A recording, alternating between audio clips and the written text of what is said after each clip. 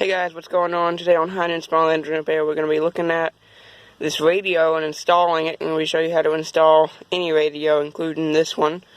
It's about the cheapest one I could find on eBay, because it's for this truck, and I just don't want wires sparking in my dash anymore or anything like that.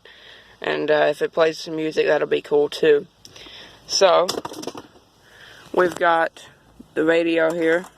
First off, we've got our frame, which you get to go in there first, and then the radio snaps into it.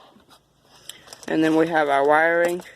It'll look different depending on your radio, but it should have, well, this one has 12 wires, probably all have about the same.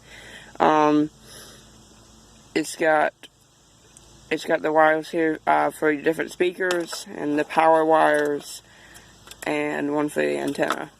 And then on the back of the radio here, have the ports for different antennas and stuff like that. So I'll be showing you how to wire it up. It's got this little remote here, and instructions, and all the wiring instructions are on the top, and I'm going to be showing you what they all mean. And then the tools we're going to need to do this are some watertight heat shrink butt connectors from Harbor Freight for wiring, and we're going to be using the little red ones in there, and then a lighter because they're heat shrink, and that helps them stay together, I find, a lot. And this saw for this metal saw, manual metal saw, I'll show you why we need that in a minute. These wire cutters and wire strippers, and then the actual wire cutters, it's easier to get in tight places with this, because these ones you have to open the end and go in from the bottom to right there. So there is the hole in the dash that we're going to be putting the radio in. I've got some really expert wiring going on here, and so that's what's happening there. You can see push these out of the way. The dash before had just this little cut here for the stock radio, and they went ahead and cut it out, which actually helps me because I don't have the stock radio. So this fits in there almost perfectly. That's why we need the saw there to cut this little bit of metal out right here.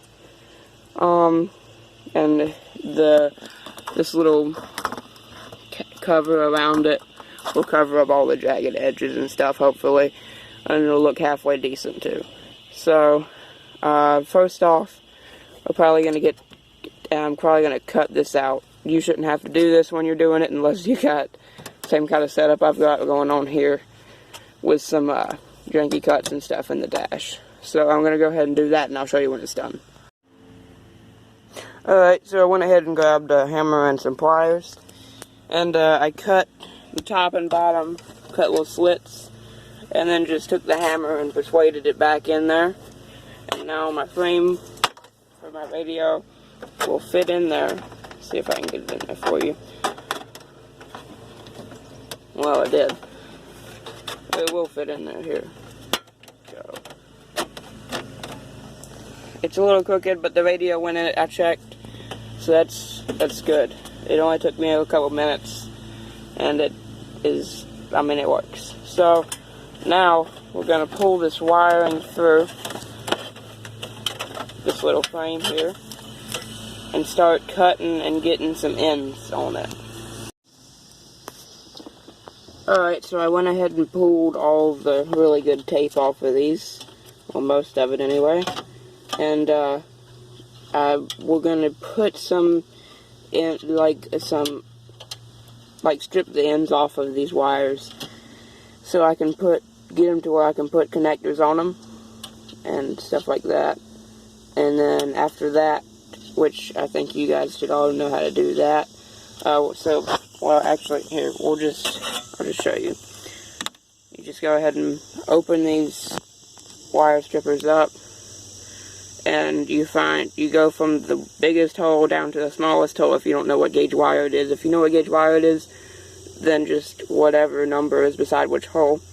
Go from the biggest to the smallest until you get to the right size, and you want to put it in there, clamp it down, and spin it around a couple times, and pull it off the wire, and it should strip the end of the wire so you can see actual copper in the wire, or the whatever it is inside of it.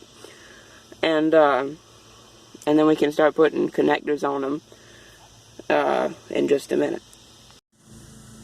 Alrighty, so now's where you got all these wires, the ends are stripped on them, and now here's the fun part. We have to start putting connectors on them, and you can just go ahead and put connectors on them right away if you want to, but you also need to figure out what things the wires go to. So if you find out you don't need a wire, then you don't need to waste a connector on it. But you have to figure out what they go to, and figure out which wire to hook them up to on the radio. So this radio tells us, let's say we're looking at the red wire here, if I can get it to focus. If we're looking at the red wire, it says it's for the ignition switch. So that means that that doesn't mean anything with those wires yet. That means that the wires on your harness, you find the red wire, that red wire you need to hook up to your ignition switch. So you have to find out which wire is your ignition switch. So that's the fun part, finding out which different speakers, because you have wires for your front right speaker, your front left speaker, your rear right speaker, and your rear left speaker, your just your positive and your negative, your ignition switch, and your ground, and all that stuff. So you have to just go off of this and look at the color on these wires here. And for the ones that say, like, says gray, black, white, black, gray and black right here is not the same as just gray. Like this one over here is just gray. This one is gray and black. So you need to make sure you get that right. It's like striped and stuff like that. So it's a little bit of a mess, mostly trying to figure out where they go to. I think under the dash and stuff I might be able to see where the speakers in my dash go, or you might can look it up. Sometimes things are changed though, different wiring. Obviously mine was a mess, so it's going to be a little bit difficult figuring out what goes to what. But yeah, just make sure you hook them up correctly.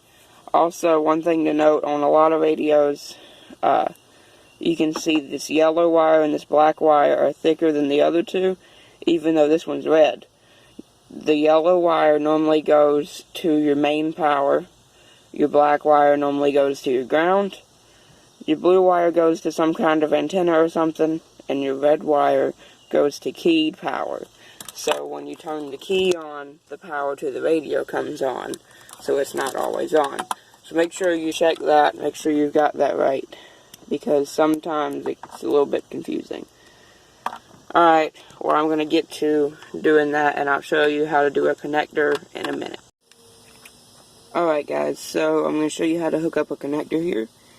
So, I've got this extra wire here just for the purpose of showing you. So basically, you've got the stripped end, you twist the wire together, so it's in like more of a straight line that'll fit into the hole on this connector here. And then you push the wire up into there. It's easier with two hands. But you get it in there to where either the wire is hitting the middle of this little connector because there's a little wall there, or to where the actual coating is hitting the end as far as it can go there. And then once you got it in all the way, you take these wire crimpers here, and you take, depending on which size, there's colors on this here, red, blue, and yellow, but see, this is a red connector, or just the smallest connector, so you are going to use the very end one, if I can get it on there, and you just crimp it down. I don't have it on the end one, but you crimp it down and get it to where the wire will stay inside, if I can get it off, stay inside this little connector tight.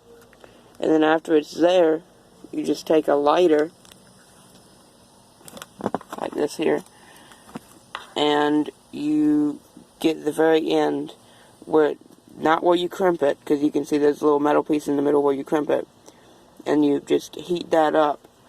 And on these connectors, it's a heat shrink connector, so it will heat up and shrink down around the wire like this, which will not only make it waterproof, but it will also make it just stay in the connector better. You don't have to worry about it pulling out. So you can see I've already done all my wiring here off camera. It was kind of difficult, but what helped me out a lot is you can look on Advanced Auto Parts, at least for this truck, and it shows you what wires are for what. So it's like, okay, so say this light green wire is the positive on the left front speaker, and then you know what to hook it to because it tells you what wire is positive on the left front speaker on this, and then you just hook those two together.